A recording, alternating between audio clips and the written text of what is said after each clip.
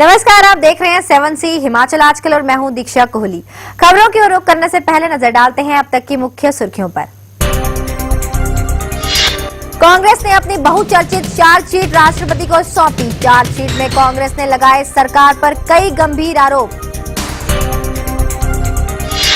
हमीरपुर दौरे के दौरान मुख्यमंत्री प्रेम कुमार धूमल ने किए ताबड़तोड़ उद्घाटन व शिलान्यास। प्रदेश भर में किसानों को वितरित किए जाएंगे 60,000 चंदन के पौधे। हिमाचल कांग्रेस में मचा बवाल, नहीं ले रहा थमने का नाम। दिल्ली में भी नहीं सुलझा कांग्रेस का अंदरूनी मामला। वीरभद्र व कौल सिंह समर्थकों ने दिल्ली में डाला डेरा। बुधवार को राजधानी शिमला सहित प्रदेश भर में रहे बैंक बंद। उपभोक्ताओं को भारी परेशानियों का करना पड़ा सामना। और अब खबरें विस्तार से। प्रदेश कांग्रेस ने ठीक विधानसभा चुनाव से पहले भाजपा सरकार के खिलाफ राष्ट्रपति प्रणब मुखर्जी को चार्जशीट सौंप दी है। कांग्रेस के प्रदेश प्रभारी वीरेंद्र चौधरी और प्रदेशाध्यक्ष कौल सिंह ठाकुर के नेतृत्व में पार्टी नेताओं ने बुधवार को नई दिल्ली में राष्ट्रपति से भेंट की और धूमल सरकार के खिलाफ अनेक गंभीर आरोप लगाते हुए चार्जशीट उन्हें सौंपी। चार्जशीट देने के समय पूर्व मुख्यमंत्री वीरभद्र सिंह नदारद रहे। केंद्रीय मंत्री आनंद शर्मा भी संसद सत्र में व्यस्त होने के कारण उपस्थित नहीं हो सके।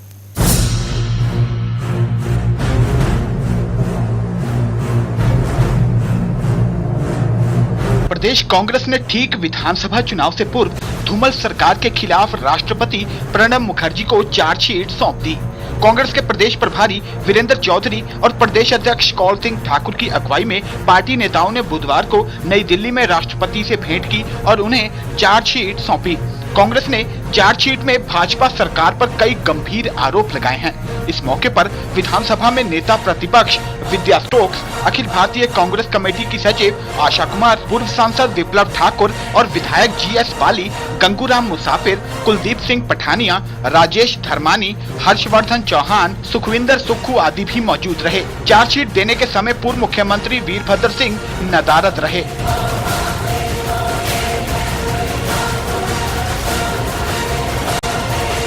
राष्ट्रपति को सौंपी चार्जशीट में कांग्रेस ने प्रदेश सरकार पर धारा 118 का उल्लंघन करते हुए बाहरी लोगों को जमीनें बेचने, प्रदेश में निजी विश्वविद्यालयों की भरमार करने, शिमला के बेम्बलोई में निजी कंपनी को प्राइवेट अपार्टमेंट बनाने के लिए सभी नियमों को ताक पर रख कर दी गई मंजूरी जैसे बहुचर्चित मामलों को शामिल किया गया है।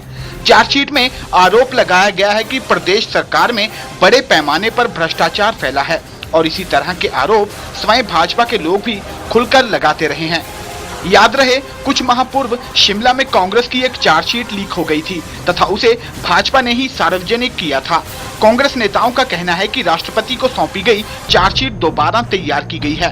कांग्रेस चार्जशीट में धूमल सरकार पर लगाए गए आरोपों को मुद्दा बनाकर कांग्रेस विधानसभा चुनाव में जनता के बीच जाएगी। कांग्रेस की इस नई चार्जशीट के बाद प्रदेश की राजनीति के और गरमाने के आसार हैं।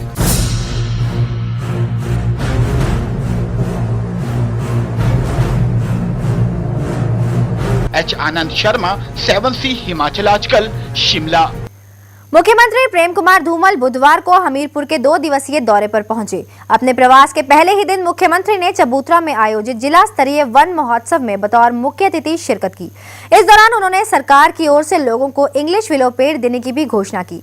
इसके अलावा उन्होंने प्रदेश भर में 60,000 चंदन के पौधे भी किसानों को वितरित करने का ऐलान किया।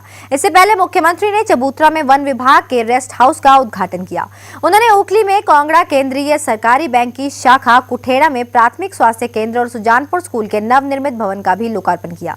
मुख्यमंत्री प्रेम कुमार धूमल ने अपने हमीरपुर दौरे के दौरान चबूतरा में आयोजित जिला स्तरीय वन महोत्सव में बतौर मुख्य अतिथि शिरकत की।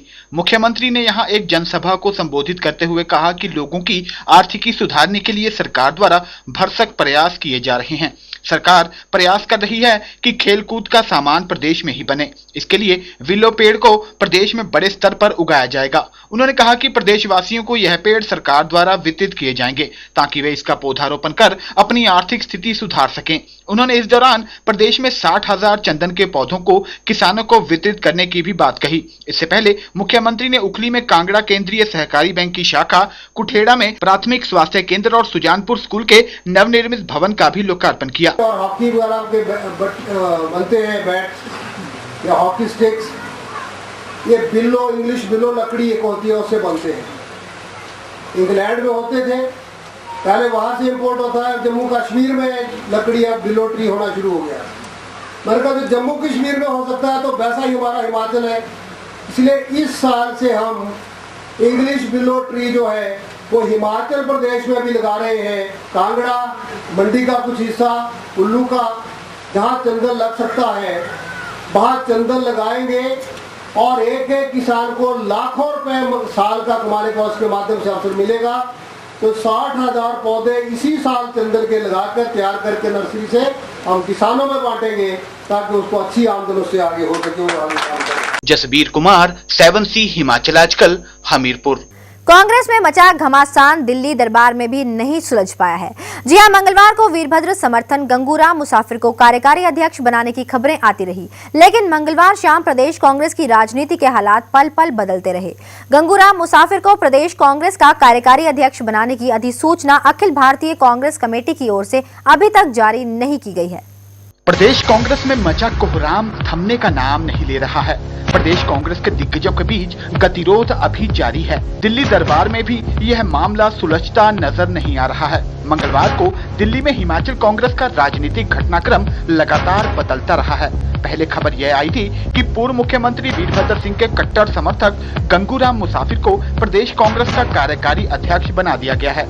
यह खबर चैनलों व अखबारों की सुर्खी बनी। बाकायदा इसकी पुष्टि खुद गंगूराम मुसाफिर व प्रदेश कांग्रेस मीडिया प्रभारी मुकेश अग्निहोत्री ने भी की। वीरभद्र सिंह की मंगलवार शाम सोनिया गांधी के साथ हुई मुलाकात के बाद प्रदेश कांग्रेस की राजनीति के हालात बदल गए। गंगूराम मुसाफिर को प्रदेश कांग्रेस का कार्यकारी अध्यक्ष बनाने को लेकर अखिल भारतीय कांग्रेस कमेटी की ओर से कोई अधिसूचना जारी नहीं की गई। उधर दूसरी ओर पूर्व मुख्यमंत्री वीरभद्र सिंह ने मंगलवार को 2 मर्तबा पार्टी की राष्ट्रीय अध्यक्ष सोनिया गांधी से मुलाकात की है। वीरभद्र सिंह पिछले कई दिनों से दिल्ली में ही डटे हुए हैं। सोमवार को उन्होंने अपने समर्थकों को भी दिल्ली बुलाया। वीरभद्र सिंह ने अपने समर्थकों के साथ मिलकर अपनी मांगों को मनवाने के लिए पार्टी हाईकमान पर दबाव बनाना शुरू कर दिया है। मंगलवार को दिन भर वीरभद्र सिंह के दिल्ली स्थित निजी आवास पर कुछ मौजूदा विधायकों के अलावा पूर्व मंत्रियों व अन्य समर्थक राजनीतिक घटनाक्रम पर मंत्रणा करते रहे। इस बीच बुधवार को प्रदेश कांग्रेस अध्यक्ष कौल सिंह ठाकुर और विपक्ष की नेता विद्या सोक्स भी अपने समर्थकों के साथ दिल्ली पहुंच गए हैं। दोनों गुटों के नेताओं के दिल्ली पहुंचने से प्रदेश की राजनीति में भूकंप आने के आसार नजर आने लगे हैं। हिमाचल कांग्रेस की अंदरूनी लड़ाई अब चरम पर है। वीरभद्र सिंह व कौल सिंह गुट के नेताओं ने दिल्ली में डेरा डाल दिया है। कांग्रेस हाईकमान दोनों नेताओं के बीच मतभेद खत्म करने में माथापच्ची करने लगा है। भूपेंद्र चौहान, 7C हिमाचल आजकल, Shimla. United forum of bank union के बैनर तले बुधवार को राष्ट्रीय बैंकों की 2 दिवसीय हड़ताल शुरू हुई। इस दौरान शिमला सहित प्रदेश भर में 19 बैंकों की सभी शाखाएं बंद रही। इसके चलते बैंक उपभोक्ताओं को भारी परेशानी का सामना करना पड़ा। हड़ताल की मुख्य वजह बैंकों का निजीकरण है, जबकि खंडेलवाल समिति की सिफारिशों को लेकर भी बैंक यूनियन विरोध कर रही है। इसके साथ ही कर्मचारियों की कई समस्याओं को भी उठाया जा रहा है। भारतीय बैंक संघ के आह्वान पर राष्ट्रीयकृत बैंकों के कर्मचारी इस हड़ताल में शामिल हो रहे हैं। अधिकतर उपभोक्ताओं को हड़ताल के बाबत जानकारी नहीं थी। वे सुबह बैंक में कार्य के लिए पहुंचे, लेकिन शाखाओं में काम नहीं हो रहा था, जिस कारण उन्हें परेशानियों का सामना करना पड़ा। लोग ना तो पैसा जमा कर पाए और ना ही जरूरत के लिए निकाल पाए। यही नहीं, पेंशन लेने आई महिलाओं को भी पेंशन नहीं मिल पाई, जिस कारण उनमें भारी रोष था। बैंक आए उपभोक्ताओं का कहना था कि उन्हें हड़ताल की जानकारी नहीं थी, लेकिन अब यहां आकर उन्हें समझ नहीं आ रहा कि अब उनका काम कैसे होगा। पैसा निकालने आए थे पेंशन लेने, लेकिन देखा कि बैंक स्ट्राइक है, बंद है, तो अब वापिस जाऊंगी। इतना दूर से आए हो तो थोड़ा पजल हो गए। यहाँ पर कन्वेंस की समस्या है। वहीं हिमाचल बैंक यूनियन के अध्यक्ष आदेश मोहन ने बताया कि बैंकों का लगातार निजीकरण किया जा रहा है। साथ ही बैंक के कर्मचारियों की समस्याओं को नहीं सुलझाया जा रहा। पेंशन की भी कोई व्यवस्था नहीं की जा रही है। कर्मचारियों के कार्य के घंटे निर्धारित नहीं हैं। आज तमाम हिंदुस्तान में बैंक के कर्मचारी व अधिकारी 2 दिन की सांकेतिक हड़ताल पर हैं।